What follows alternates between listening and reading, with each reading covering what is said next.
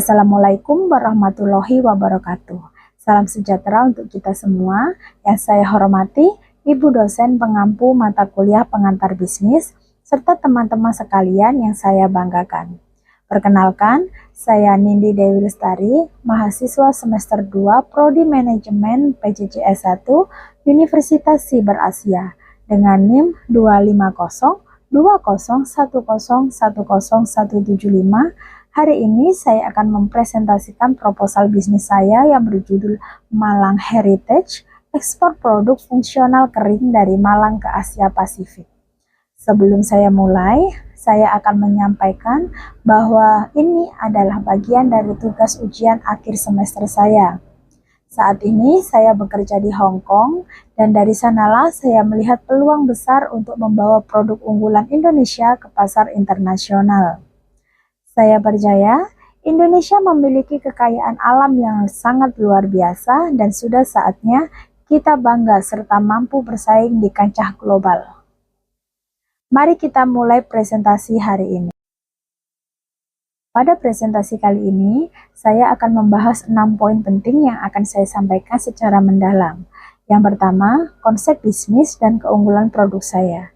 Saya akan menjelaskan secara detail 2 produk unggulan Malang Heritage dan apa yang membuatnya berbeda dari produk lain di pasaran. Yang kedua, analisis pasar yang sudah saya lakukan secara kritis dan berbasis data. Saya tidak hanya berbicara berdasarkan perasaan, tapi saya menggunakan data real dari berbagai sumber yang terpercaya. Yang ketiga adalah strategi pemasaran yang akan saya jalankan.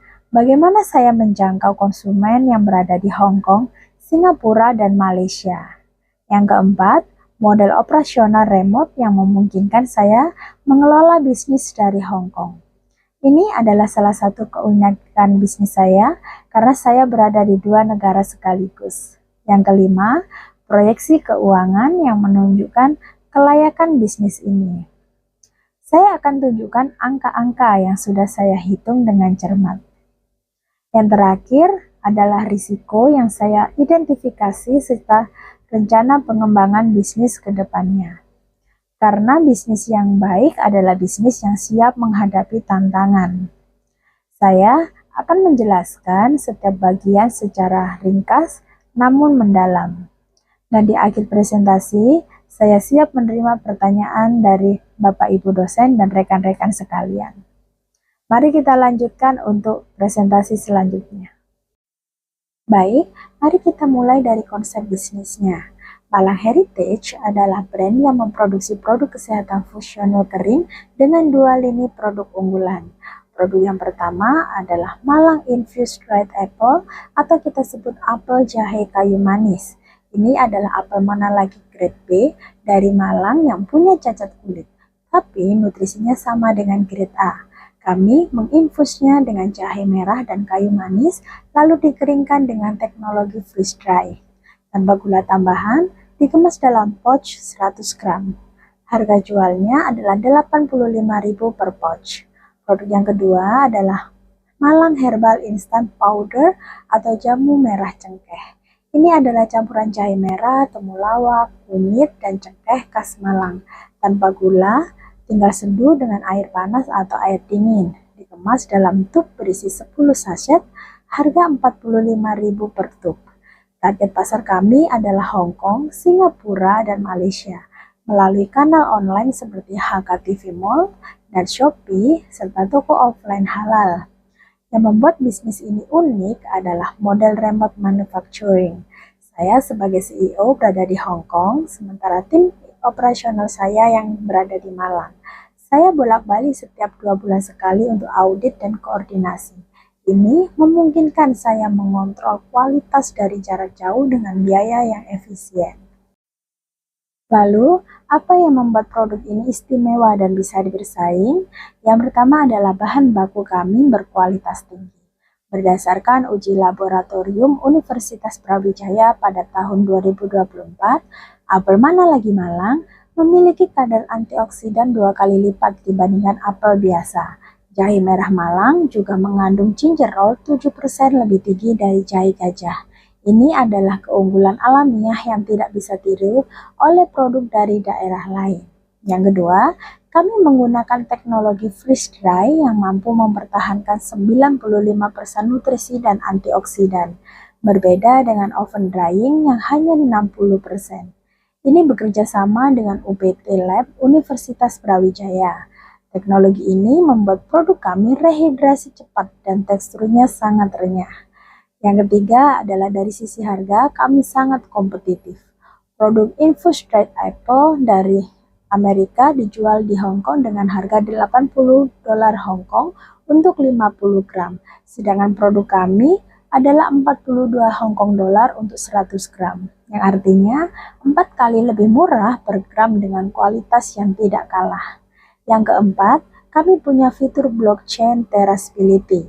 Sederhana menggunakan Randa dari Telkom. Konsumen tinggal scan QR code di kemasan dan mereka bisa melihat tanggal panen, nama petani, hingga hasil uji lab produk tersebut. Ini adalah nilai tambah yang belum dimiliki kompetitor manapun. Yang kelima, kami punya cerita otentik. Kami menyebut produk kami Apple of Malang, the hidden gem of East Java. Storytelling ini menjadi pembeda dari produk Thailand atau Korea yang sudah lebih dulu dikenal. Sekarang saya beralih ke analisis pasar. Saya melakukan pendekatan kritis dengan 5 pertanyaan dasar dan data real. Yang pertama adalah apa yang bisa kita buat? Kami memilih produk kering karena memiliki masa simpan panjang dan aman untuk diekspor dan risiko kerusakan yang sangat rendah. Produk basah sangat beresiko untuk ekspor jarak jauh. Yang kedua adalah pasar membutuhkan apa? Survei Nielsen tahun 2025 menunjukkan 74% konsumen Hong Kong dan Singapura menginginkan produk kesehatan yang natural, tanpa gula, dan transparan asal-usulnya. Produk infused dried apple dengan jahe seperti ini belum ada di pasaran. Jadi ini adalah celah besar yang kami isi. Yang ketiga, apakah perlu menciptakan kebutuhan? Tentu jawabannya ya, perlu, karena konsumen belum mengenal apel Malang. Strategi kami adalah edukasi melalui konten TikTok dan sampel gratis untuk influencer. Kami akan mengajak mereka mencoba dan melihat sendiri kualitasnya. Yang keempat, apakah masih ada peluang? Google Trends menunjukkan pencarian dried apple no sugar di Hong Kong naik 210% dari tahun 2024 ke tahun 2025. Ini menunjukkan minat yang terus meningkat. Yang kelima adalah apakah layak digarap? Secara finansial, ya tentu layak. Dan risiko regulasi sudah kami mitigasi dengan menyiapkan sertifikasi organik sebagai cadangan. Untuk ukuran pasar, total pasar produk dried fruit dan herbal powder di Asia Tenggara plus Hong Kong adalah USD 1,2 miliar. Pasar yang bisa kami layani yaitu produk fungsional tanpa gula dengan harga menengah di Hong Kong, Singapura, dan Malaysia adalah USD 210 juta. Target yang bisa kami raih di tahun ketiga adalah 0,15% dari pasar yang bisa dilayani sekitar USD 315.000 atau 4,8 miliar. Tahun pertama kami targetkan USD 45.000 atau 685 juta dan ini realistis. Target utama kami adalah muslimah milenial sekitar 500.000 orang di ketiga negara ini yang peduli halal dan kesehatan. Mereka adalah konsumen yang loyal dan mau membayar lebih untuk produk kualitas. Bagaimanakah kondisi persaingan? Saya menggunakan analisis Porter 5 Focus. Persaingan antara kompetitor tergolong sangat sedang, pesaing tidak langsung ada, seperti apple chips dari Korea atau jamu saset dari Sido muncul. Tetapi, belum ada pesaing secara langsung yang menjual produk infused apple dengan jahe seperti produk kami.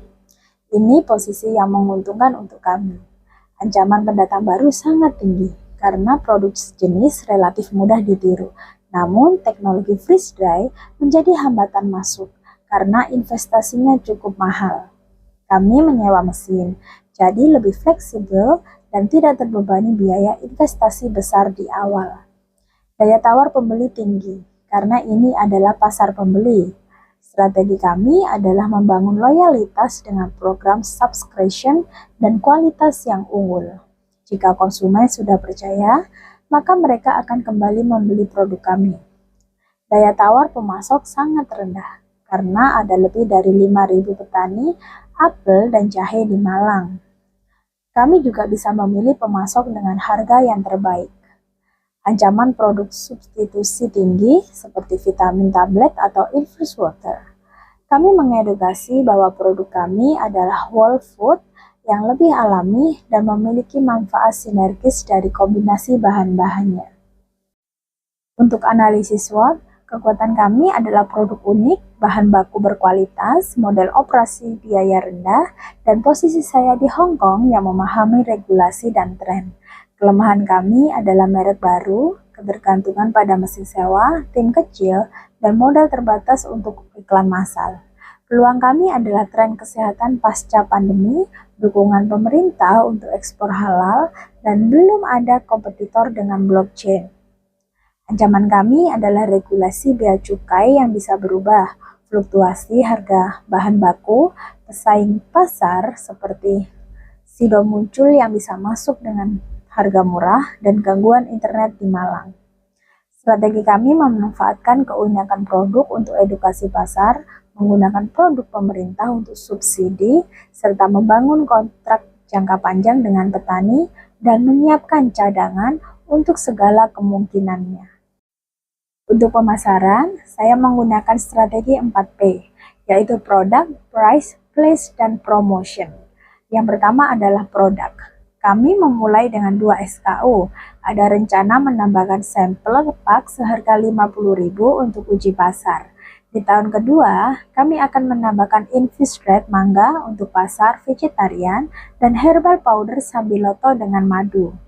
Yang kedua adalah price. Strategi kami adalah premium skimming karena produk unik dan belum ada kompetitor langsung. Harga Apple Watch 85.000 atau 42 Hong Kong dolar dengan margin 55%. Herbal Tube 45.000 atau 22 Hong Kong dolar dengan margin 60%. Bundle 2 Apple dan 1 herbal 190.000 atau 94 Hong Kong dolar dengan margin 58%. Kami berikan diskon 10% untuk pembelian pertama dan 15% untuk program referral. Ketiga, place atau distribusi. 70% penjualan kami lakukan secara online melalui HKTV Mall, Shopee Singapura, dan website Shopify. 30% offline melalui konsinyasi di 3 toko halal di Hong Kong dan 10 minimarket halal kecil. Kami sudah mendapat letter of internet dari 3 toko halal di Causeway Bay dan Tsim Sha Tsui. Keempat, promotion. Kami melakukan TikTok Live setiap Sabtu malam dari Hong Kong. Saya masak jamu dan demo produk secara langsung. Instagram Reels untuk konten edukasi dan behind the scene produk. Iklan Facebook tertarget dengan budget 2 juta per bulan. Kami menggandeng 5 micro-influencer di Hong Kong dan Singapura dengan komisi 15%. Program afiliasi dengan 100 mahasiswa Indonesia di Hong Kong yang mendapat komisi 10% per penjualan. Dan sampling gratis di masjid besar setiap Jumat. Total anggaran promosi tahun pertama adalah 103 juta, sekitar 15% dari pendapatan. Rinciannya influencer 40 juta, iklan digital 30 juta, sampling dan event 20 juta, serta konten dan desain 13 juta. Ini adalah bagian yang paling menarik. Bagaimana saya mengelola bisnis dari jarak jauh? Alur operasional dimulai dari petani mitra di Puchon dan Ngantang. Setelah panen dan disortir, bahan baku dicuci dan diiris di rumah produksi di Malang. Kemudian dilakukan proses perendaman jahe dan freeze dry di laboratorium Universitas Brawijaya.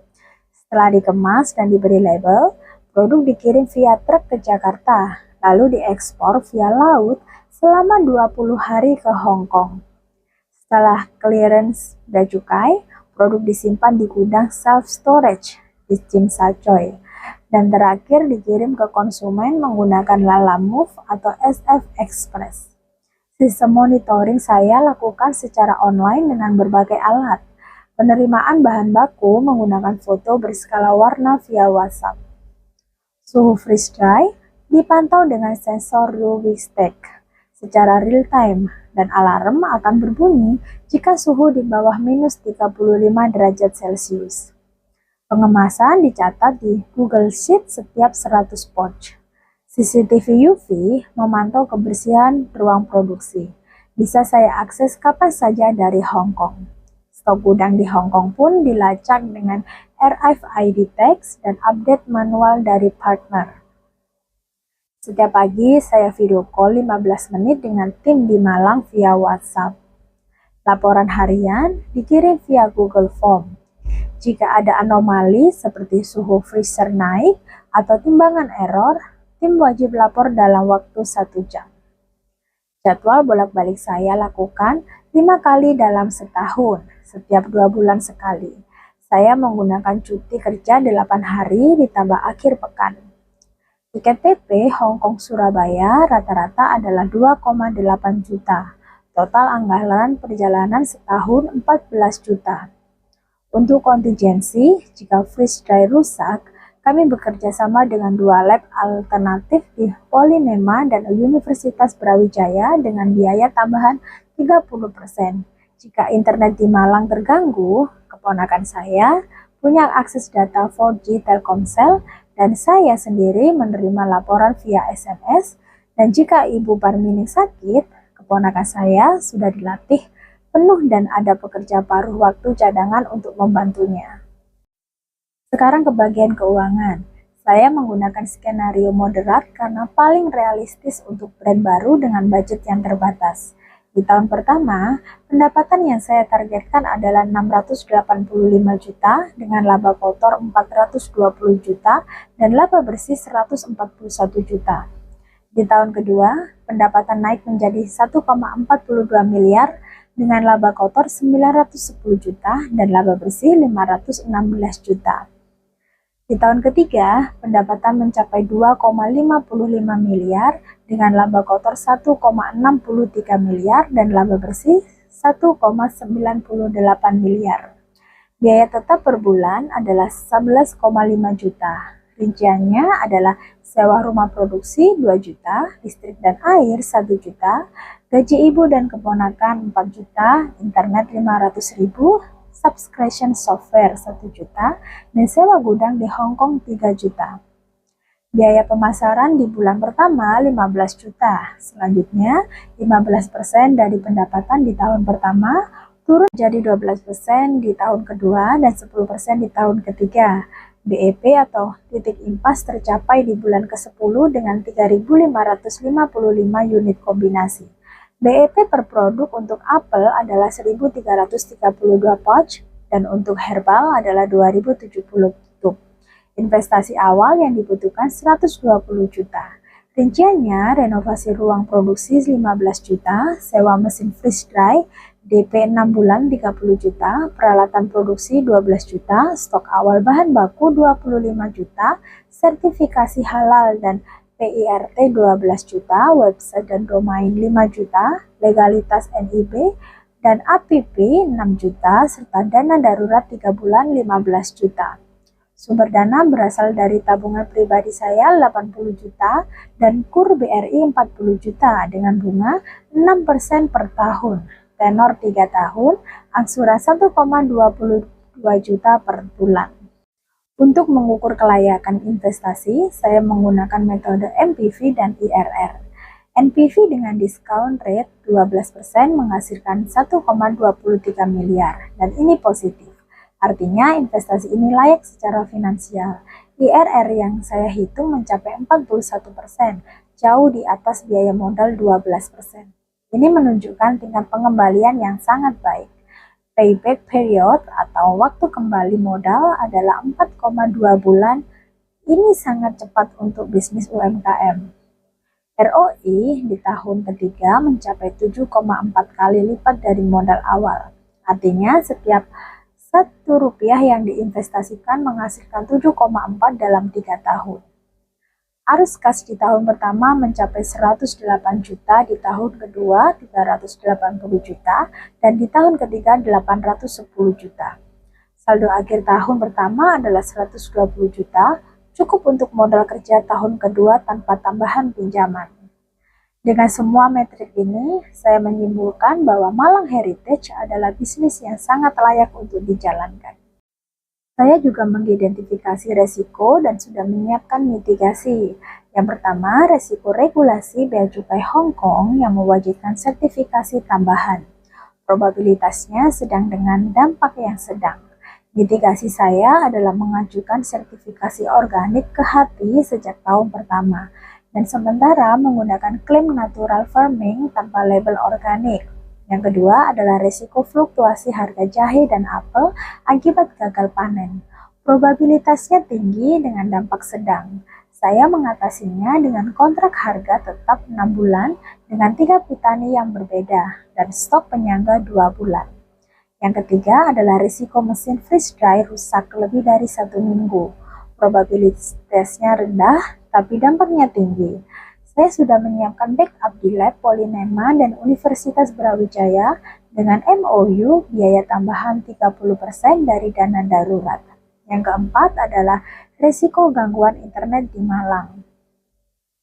Probabilitas sedang dengan dampak yang rendah. Mitigasi dengan paket data 4G Telkomsel cadangan dan laporan via SMS. Yang kelima adalah risiko produk ditiru merek lain. Probabilitasnya rendah, tapi dampak sedang. Saya sudah mendaftarkan hak cipta kemasan dan merek, serta blockchain sebagai pembeda. Yang keenam, risiko penjualan di bawah target 3 bulan berturut-turut. Probabilitas sedang dengan dampak yang sedang. Saya akan mengaktifkan flash sale, banding gratis ongkir, dan menambah seller offline. Dengan mitigasi ini, saya yakin risiko dapat dikelola dengan baik. Untuk 5 tahun ke depan, saya punya rencana pengembangan yang jelas.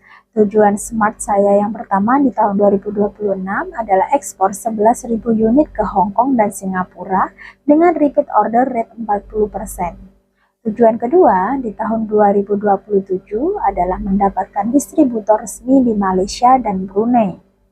Tujuan yang ketiga di tahun 2028 adalah membangun fasilitas freeze dry sendiri di Malang dengan kapasitas 20 ton per tahun.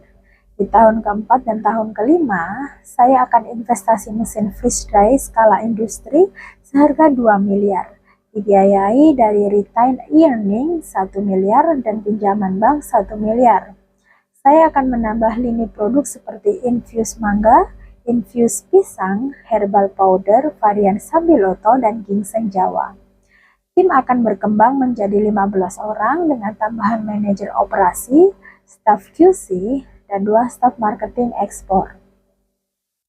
Pasar baru yang saya targetkan adalah Jepang, Korea Selatan, dan Dubai, yang semuanya memiliki pasar halal yang sangat besar. Untuk opsi exit dalam 5 tahun, saya membayangkan akuisisi oleh perusahaan makanan besar seperti Sido Muncul, Wix Group, atau Indofood yang ingin masuk pasar ekspor dry food. Nilai akuisisi diperkirakan 4-6 kali laba bersih tahun keempat. Dengan estimasi laba tahun keempat 1,8 miliar, maka nilai akuisisi sekitar 7-10 miliar. Alternatif lain adalah waralaba lisensi merek untuk produksi di negara lain dengan biaya lisensi 5% dari penjualan. Tipe tidak realistis dalam 5 tahun kecuali pertumbuhan luar biasa. Kesimpulan dari presentasi saya pada hari ini ada 6 poin. Yang pertama adalah Malang Heritage memiliki produk unik dengan bahan baku berkualitas tinggi dari Malang yang tidak dimiliki daerah lain. Yang kedua adalah pasar produk kesehatan fungsional di Asia Pasifik sedang tumbuh pesat dengan CAGR hampir 10% dan kami punya posisi yang tepat untuk memanfaatkan peluang ini. Yang ketiga adalah model operasional remote, memungkinkan efisiensi tinggi dengan biaya yang cukup rendah dan posisi saya di Hong Kong memberikan pemahaman langsung tentang pasar dan regulasi. Yang keempat adalah secara finansial bisnis.